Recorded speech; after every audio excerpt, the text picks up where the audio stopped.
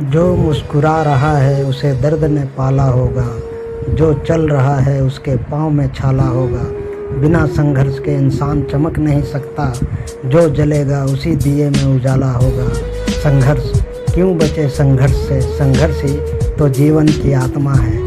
जितना कठिन संघर्ष होगा उतनी ही शानदार जीत होगी। कहानी का शीर्षक है संघर्ष ही जीवन है।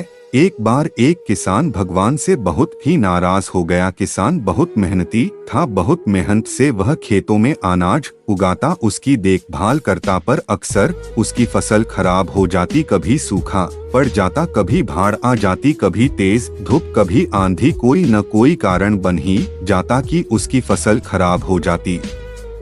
एक दिन वह किसान गुस्से में आसमान की ओर देखकर भगवान से कहता है, ईश्वर, आपको लोग सर्वज्ञता मानते हैं कि आप सब जानते हैं, कहते हैं कि आपके इच्छा के बिना एक भी पत्ता नहीं हिलता, पर मुझे तो लगता है कि आप छोटी सी छोटी बात भी नहीं जानते। आपको तो ये भी नहीं पता कि खेती बाड़ी कैसे करते हैं। अगर आप जानते होते तो हर समय जो बाढ़, आंधी और तूफान आते हैं वो कभी नहीं आते। आप नहीं जानते कि कितना नुकसान उठाना पड़ता है हम किसानों को। यदि आप मेरे हाथ में यह शक्ति दे दे कि जैसा मैं चाहूँ वैसा मैं मौसम कर दूं, फिर आप देखना मैं अन्य के भंडार लगा दूंगा। भगवान इस किसान के तीखे वाक्य सुनकर मुस्कुरा रहे थे और वह किसान के सामने प्रकट होकर बोले, मैं आज से तुझे यह शक्ति देता हूँ कि तुम अपनी खेतों पर तुम्हारी जैसी इच्छा ही तुम वैसा मौसम कर दोगे। मैं बिल्कुल भी दखल नहीं दूंगा, तुम्हारी इच्छा से सब कुछ होगा। किसान बहुत खुश हो गया। किसान ने गेहूं की फसल अपनी खेतों में बोई। जब उसे लगा कि खेतों को धूप चाहिए तो खेतों को धूप मिले, जब पानी बरसना चाहिए तभी पानी बरसा। आंधी, तूफान, बाढ़, कुछ भी उसने अपने खेतों पर आने नहीं दिया। किसान के खेत में इस वर्ष ऐसी फसल हुई जैसी कभी नहीं हुई थी। हरी भरी लहलहाती फसल। मन ही मन वह बहुत खुश हो गया और सोचने लगा, अब सबूत के साथ दिखाऊंगा भगवान को कि इसे कहते हैं शक्ति का सही उपयोग। मेरी सफलता देखकर उन्हें अपनी नियम जरूर बदलने पड़ेंगे। कुछ दिन गुजरे, फसल कटने को तैयार हो गए। किसान बहुत उत्सुकता के साथ फसल को काटने लगा, पर जैसे ही उसकी नजर गेहूं की बालियों पर गया तो उसने अपना सिर पीट लिया और वह रोने चिल्लाने लगा। गेहूं की एक भी बाली के अंदर गेहूं का दाना नहीं था, सारी बालियां अंदर से खाली थी।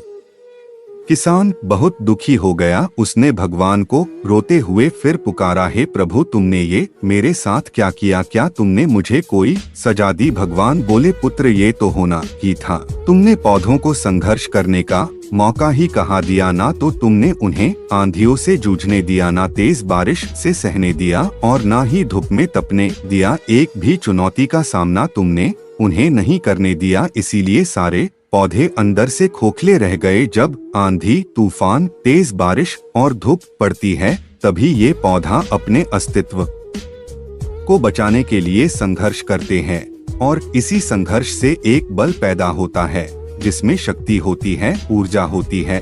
और यही ऊर्जा पूर्ति तेरे गेहूं के दानों की तरह जो नहीं फूटी। तूने उन्हें कठिन परिस्थितियों से गुजरने ही नहीं दिया जहां उनके अस्तित्व का जन्म होता। सारे बालियां इसीलिए खाली है, इसमें एक भी गेहूं का दाना इसलिए नहीं है क्योंकि तुमने अपने पौधों को संघर्ष कराया ही नहीं। याद रखिए, स्वर्ण में सवर्णीय आभा तभी आती है जब वह आग में तपने, गलने और हथौड़े से पीटने जैसे संघर्षों से गुजरता है। कोयले का टुकड़ा हीरा तभी बनता है जब वह उच्च दाब और उच्च ताप की मुश्किल परिस्थितियों से गुजरता है। इसी तरह यदि हमारी जिंदगी में कोई संघर्ष ही ना हो, कोई चुनौती ही ना हो, तो हम भी गेहूं की बालियों की तरह खोखले रह जाएंगे। कोई अस्तित्व नहीं होगा हमारा। विपरीत परिस्थितियां, चुनौतियां, समस्याएं हमें और अधिक निखारती है। यदि जीवन में कठिन परिस्थितियां और चुनौतियां आए तो घबराना मत, बल्कि सामना करना, विश्वास करना कि आप और अधिक निखर जाओगे और अधिक मजबूत बन जाओगे। जिंदगी जीना आसान नहीं होता, बिना संघर्ष कोई महान नहीं होता।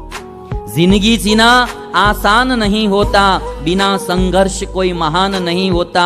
जब तक न पड़े हथौड़े की चोट, पत्थर भी भगवान नहीं होता, पत्थर भी भगवान नहीं होता।